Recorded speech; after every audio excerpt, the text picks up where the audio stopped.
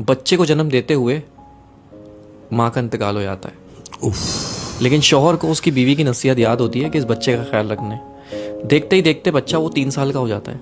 3 साल बाद उसका बाप फिर दूसरी शादी कर लेता है एक शादीशुदा औरत से। अच्छा। जिसके पहले से 3 बच्चे होते हैं। अच्छा, वो सौतेली माँ होती है जालिम। वो उस यतीम बच्चे पे बहुत जुल्म करती है। एक दिन ऐसा ही होता है, उस सौतेली माँ की फैमिली आती है दावत पे और वो यतीम बच्चा भी बैठ जाता है खाना खाने के लिए। तो वो यतीम बच्चा चावल गिरा देता है।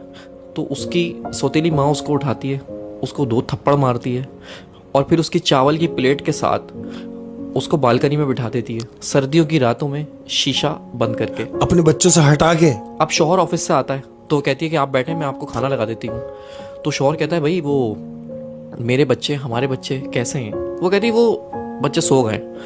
तो शौहर भी सो जाता है। जब शौहर सो जाता है तो उसकी बीवी ख्वाब में आती है और कहती है कि मेरे बच्चे का ख्याल रखो। वो अचानक उड़ जाता है और सौतेली माँ से पूछता है कि वो बच्चा कहाँ है मेरा? उसने बोला वो तो सो रहा है, आप बेफिक्र होकर सो जाएं। वो सो गया, बच्चे सो रहे सारे एक साथ। फिर वो सो जाता है उसका मियाँ। फिर उसके ख्वाब में उसकी बीवी आती है कि देखो मैं कह रही हूँ मेरे बच्चे का ख्याल रखो। तो फिर उठ जाता है और फिर उससे पूछता है कि वो बच्चा कहाँ है, बच्चे सब खैरियत से हैं? उसने बोला हाँ तुम्हारा बच्चा सो रहा है। फिर वो सो जाता है। तो फिर तीसरी बार वो बीवी उसके ख्वाब में आती है और कहती है कि अब तुम्हें ख्याल रखने की ज़रूरत नहीं है क्योंकि मेरा बच्चा मेरे पास आ चुका है।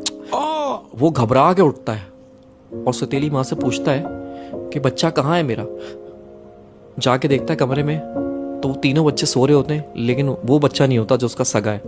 वो उसको पर याद आता है उसकी माँ को कि मैंने तो उसको बालकनी में बंद कर दिया था बाहर। हाँ। तो जैसे ही जाके वो बालकनी का शीशा खोलता है तो वो 3 साल का बच्चा चावल की प्लेट लेके और अपना मुंह घुटनों के अंदर दबा के बैठा हुआ होता है। जब बाप उसको जाके हिलाता है तो वो मर चुका होता है।